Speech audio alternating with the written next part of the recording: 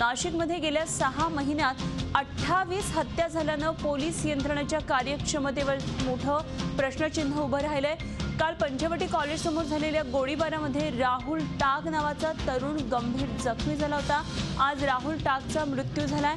या प्रकरणातले आरोपी अजूनही फरार आहेत। अनेक गुन्ह्यांच्या बाबतीमध्ये पोलीस तपासात हलगर्जीचे प्रकार समोर येतात आणि त्यामुळे शहरामध्ये नाशिक पोलिसांचं अस्तित्व आहे की नाही असा प्रश्न या निमित्तानं आता उपस्थित होतोय। नाशिकमध्ये गेल्या 6 महिन्यात 28 हत्या झाल्याचं समोर येतंय। कालही एक हत्या झालेली आहे। आधी हा तरुण जखमी होता, मात्र नंतर त्याचा मृत्यू झालेला आहे। गोळीबारात हा तरुण जखमी झालेला होता।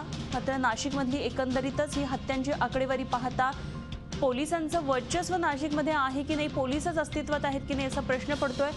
आणखी सविस्तर माहिती जाणून घेऊया। आमचे प्रतिनिधी योगेश खरे सध्या नाशिकमधून आपल्या बरोबर आहेत। योगेश, आपण बघतोय ही आकडेवारी अत्यंत धक्कादायक आहे। गेल्या 6 महिन्यामध्ये 28 हत्या झाल्यात आणि बहुत करून तरुण आहेत या हत्यांमध्ये। काय नेमकं ही जी आकडेवारी आहे, एकंदरीतच पोलिसांचं वर्चस्व किंवा पोलीसच अस्तित्वात आहेत की नाही नाशिकमध्ये असा प्रश्न पडतोय। खरं अनुपमा, नाशिक शहरामध्ये अवैध शस्त्रांचा मोठ्या प्रमाणात या ठिकाणी वापर होतोय आणि महत्त्वाची गोष्ट म्हणजे जे काही गुंड आहेत त्यांना या ठिकाणी बऱ्याच ठिकाणी अनेक पोलीस जे काही कर्मचारी आहेत, स्थानिक पोलीस कर्मचारी, ते त्यांना सपोर्ट करताना दिसत आहेत। आपण जर आत्तापर्यंत बघितलं तर जी पहिली हत्या जानेवारीमध्ये झालेली होती त्या हत्येतील मुख्य आरोपी जो आहे तो अजूनपर्यंत या ठिकाणी पकडण्यात आलेला नाही।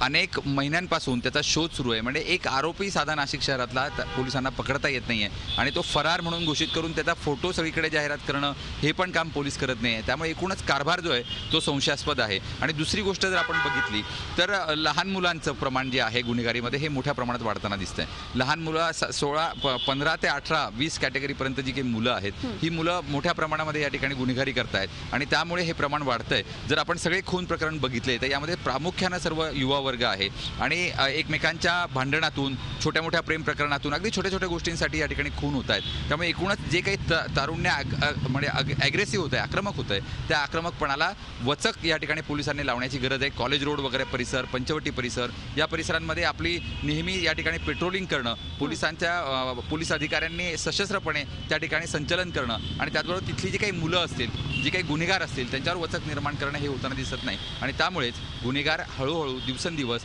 असे वारंवार खून करतायत आणि पोलिसांना आव्हान देतात। झी 24 तास रहा एक पाऊल पुढे।